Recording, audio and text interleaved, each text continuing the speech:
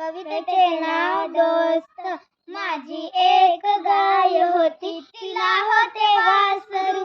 तोच माझा दोस्त होता, त्याला कसे विसरू. मी व्हायचो गुबगुबीत, दूध पिऊ पिऊ. दोघांसाठी एक पान्हा, आम्ही भाऊ भाऊ. दूध पिऊन झाल्यावर तो वारा पिऊन उडारला की माझा बाप पाठवायचा मलाच त्याला ढुंडायला.